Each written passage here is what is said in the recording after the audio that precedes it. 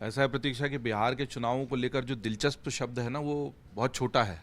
वो रोचक भी होते हैं, रोमांचक भी होते हैं और सस्पेंस थ्रिलर जैसे भी होते हैं। और कोई भी एकदम सीधा कयास लगा नहीं सकता। कहीं कहीं पर ऐसा होता है कि मोटा मोटी ऐसा ही होगा, थोड़ी सीट इधर थोड़ी उधर। लेकिन उसके बावजूद बिहार में कभी भी बिल्कुल ठीक उदाहरण दिया विनोद जी ने। 2015 में तो जितने एग्जिट पोल आए थे, ओपिनियन पोल आए थे, वो भी सब एनडीए को ज़बरदस्त बहुमत दिखा रहे थे और 54 सीटों पर भारतीय जनता पार्टी सिमट गई थी। तो ऐसा चौंकाने वाले परिणाम देश में अन्य राज्यों में भी आते रहे, लेकिन बिहार की राजनीति की तासीर ये ज़्यादा है। विनोद जी बिल्कुल ठीक कह रहे थे कि ये न्यूज़ रूम का और टीवी चैनलों की डिबेट का, आकलन का मुद्दा कम होता है और ज़मीनी स्तर का ज़्यादा होता है। इसलिए आज 11 तारीख है और अगली 11 को दूसरा चरण जो है वो पूरा हो जाएगा बिहार का। और इसीलिए आज से हमारी जो बिहार की चुनावी यात्रा है, सत्ता का संग्राम नाम से, वो शुरू हो चुकी है।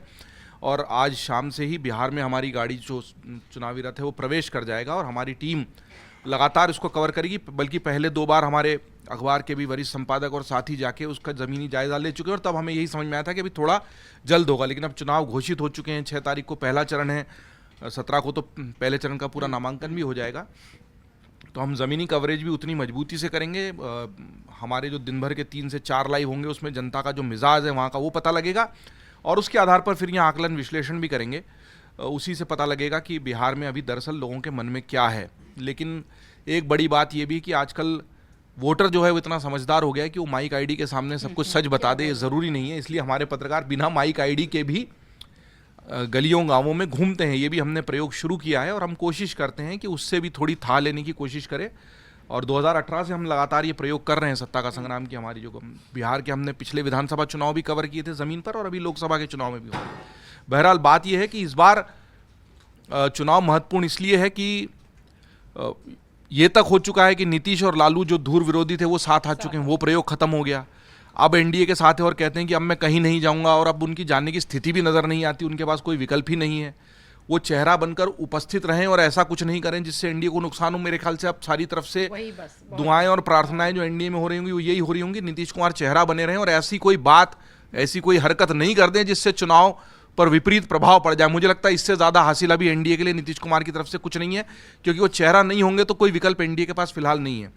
और ये बिल्कुल सही है कि इस बार एनडीए के लिए ज़्यादा संघर्षपूर्ण स्थिति और इसीलिए उसको हल्के में ले भी नहीं रहे। लगातार मंथन का दौर है। अमित शाह खुद कई बार गए हैं, अभी भी सीटों को लेकर लगातार बातचीत जारी है और जिताऊ सीटों पर भी बात हो। और इसीलिए मैथिली ठाकुर जैसे जो लोकप्रिय चेहरे हैं, लोक गायिका है, इतनी कम, पवन सिंह हैं, जबकि पवन सिंह, और देखिए कि उनकी पत्नी अब जाकर प्रशांत किशोर के बगल में खड़ी हुई नजर आ रही हैं। और ये बात बिल्कुल ठीक है कि ऐसी किसी तीसरी शक्ति का लंबे समय से उदय नहीं हुआ था और इसीलिए उसको महत्व मिलना स्वाभाविक है। वो कितना करेंगे प्रशांत किशोर जन स्वराज के माध्यम, लेकिन मैं इस बात से सहमत हूँ, वो एकदम से नई पार्टी जिसे चुनावी कुकुरमुत्ते होते हैं वैसे खड़े नहीं हो गए कि बाद में प्री पोल या पोस्ट पोल कर लें। या असदुद्दीन ओवैसी की पार्टी पुरानी है, लेकिन उन्होंने 5 लड़ा के जिता भी लिए तो क्या फ़ायदा हुआ। वोट कुछ काटे उन्होंने और उनके बाद में सब पाला बदलकर चले गए जो जीते हुए विधायक भी थे। महत्वपूर्ण बात यह है कि 51 लोगों की जो पहली सूची आई है जनसुराज की, उसमें आप देखिए कि जो समीकरण बिहार को प्रभावित करते हैं, और हमको ये भी ध्यान रखना चाहिए कि रणनीतिकार रहे हैं प्रशांत। उन्होंने भाजपा के लिए भी रणनीति बनाई, कांग्रेस के लिए भी बनाई, तृणमूल के लिए भी बनाई।